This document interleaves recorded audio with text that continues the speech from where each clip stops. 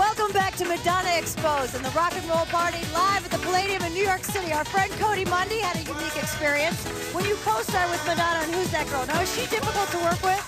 No, Eleanor. Actually, on our set, Madonna was no prima donna. She was great to work with. Remember the old days when you used to have sex without a condom on a Sunday morning? That's how great it was. She was great, not a problem. I don't quite know what to say with that, so thank you very much, Cody. Madonna's winning a unique reputation on and off the set. But as we discovered, she's very serious about the movie career. Beware of these eyes. Name 3 classy, sassy sirens of the silver screen. Mae West, Marlene Dietrich, Marilyn Monroe. And you can bet your aisle seat that Madonna wants to make it a foursome. The only city she hasn't been offered the key to is the one she wants acceptance in so very much. A respected writer who spoke to Madonna about her Hollywood dream says that she's the ultimate wannabe.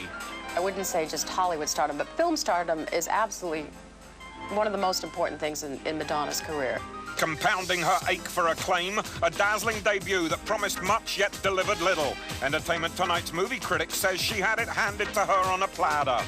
Who could ask for a better showcase to get yourself started on screen than Desperately Seeking Susan? It was a perfect part for her. So perfect that you questioned whether she was acting at all.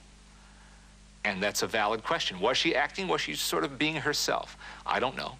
Madonna has blamed her big screen also-rans on unkind reviews, but many industry insiders claim her movies flounder at the bottom line, the box office. It was a field day with the abrasive stars, but Shanghai Surprise didn't sink because the couple were dubbed the Poison Pens. Its failure was a paltry $2.3 million in ticket sales versus the fortune it cost to make. 1987 saw fans pack Times Square for the premiere of Who's That Girl? Alas, moviegoers across the country said, who cares? Even earning over $7 million, it lost money. In her 1993 Howler to be released on video cassette, Madonna played a killer using sex as the murder weapon. Yet the first casualty was Madonna herself. The critics had their fun, but such Hollywood reviewers as Martin Grove know that ultimately America makes the call at the box office. Body of evidence. It was off 73% in its third weekend in release. That's terrible. And in fact, it's clear that at the box office for movies, Madonna is still a nobody. Madonna, I'm sure, doesn't understand why the picture hasn't worked. Probably thinks it was the marketing, or they didn't spend enough, or the title was wrong, or the release time was wrong, or not enough theaters, or too many theaters. Anything but that Madonna didn't work. One wonders even why she wants to be an actress. She's very successful doing what she did best originally, and you know, why that isn't enough maybe says more about her than we'll ever know. A top sociologist says Madonna's cinema sin was turning basic porn into a yawn. I think that those scenes in Body of Evidence are boring. I think that they are mechanical. I think they lack any kind of eroticism. I think that Madonna has made a serious mistake in her choice of this vehicle and her choice of doing those scenes. Infuriatingly for Madonna, not being the star in a movie virtually guarantees a hit. She may have worked for minimum scale dollars playing Breathless Mahoney in Dick Tracy, but she helped haul in a $103 million box office bonanza. She went to bat as one of a team, and it happened again. Madonna helped hit a $107 million homer. But her solo star movies grossed just $13 million average, barely covering the production costs. Those who know say she can't see the obvious. All that stands between the material girl and stardom is better material. I talked to her about not succeeding as a movie star so far, and she felt that a lot of the problem had to do with the idea that she's such a strong personality. It was hard for her to get roles in which she could transcend or people could forget who she was. But that problem didn't arise when she faced the toughest critics of all. Back in 1988, they were ready to attack during her 5-month stint on Broadway. But most loved her, even adored her, even when she apparently confused one performance with another. It felt like really good sex. Her driving need to prove herself as a modern-day Monroe may be the only challenge left. Leonard Maltin believes she can do it. I think she has the potential to be a great movie star, and she even has the potential to become a really good actress. She's not a bad actress now, but I think, you know, in time, she might even prove to be better by working at it. Working against her, who she is and what she is. No ordinary starlet. Madonna raged when Disney was unable to change a shooting schedule to accommodate her timetable. She fired off a facetious fax to producer Joe Roth. In it, she spat.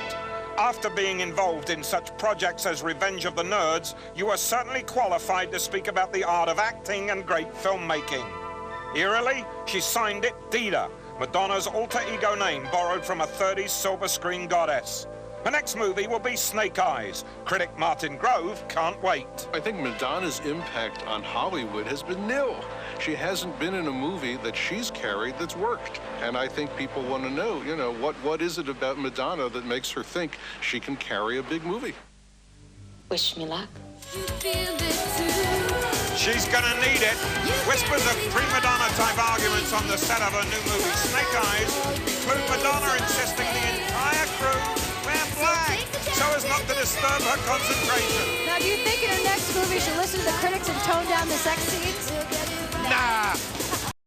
Eleanor, you be sure to keep our party hot while I'm up here with Slam. Now, he's never before gone on record about what really went on behind the scenes of Blonde Ambition. Welcome, thank you for being with us. When I saw the Truth or Dare documentary, the impression was that you were all one happy family, with Madonna sort of like mum in charge of everybody. Are you still a happy family today? Oh no, we're definitely not a happy family anymore. Why? That's for sure. Because after the movie Truth or Dare, it's like I never talked to her anymore, nothing. And even during the tour, I mean, the movie makes it look like we were this big family, but it was not like that. I mean, we were a family, but not like she was the mother and we would go to her with all our problems. It wasn't like that. So the family broke up after the movie had been finished? Definitely, but it wasn't even that close of a family during the whole tour. Really? They just made it look like that, but it wasn't that close. It looked so tight while you were all there, having so much fun. Now, there was also a controversy, if my memory's right, about this becoming a very successful movie and you all sort of being forgotten, right? Yeah, definitely. What happened? So because when we always knew it was going to be a documentary, the movie, and then she told us, well, if the movie is going to become a success, you dancers will get some money. Then it became a success in Europe, everywhere, and we never got a dime, nothing. Donado, nothing. Well, I'm sorry about that. That's okay. Now, is there a Madonna that we see on the screen that doesn't let us see who she really is? Who is Madonna, really? To me, what I know from on tour, she's really deep inside, she's a very sensitive, sweet person. And she's actually also very insecure. Very insecure. Especially with other women around. Because then we would have parties and there would never be beautiful women around. Because it makes her, she panics, she freaks about that. Was that a Madonna rule? Rule one? Definitely, yeah. Only man. If you had the opportunity, because I know that Madonna is watching tonight, to talk directly to her, I would like you to talk directly now to Madonna and give her a little message from your heart, Slam. Okay. Madonna, what I always wanted to ask you, because I thought we were really good friends and I trusted you, and not because who you are or what you do and everything. I just don't understand. I mean, you could have at least given me a phone call or something to let me know about the movie and everything, but just nothing. And at that point, it really hurts me. It hurt me, but I guess that's just life. Well, I hope that at some point you can patch up. You'd like to be friends again, right? Yeah, but you'd also like to get paid again, right? Definitely, definitely. So there you go, Madonna. Give him some money and you'll all be happy again. But you've got your own career now building for you, which we wish you a lot of luck with. Thank you, Slam, for being with us here this evening. What's very clear is that where Madonna is, there's controversy. You're going to get the opportunity to see and hear Slam before the end of the show. Remember, where there's controversy, there's also a lot of money to be made. Okay.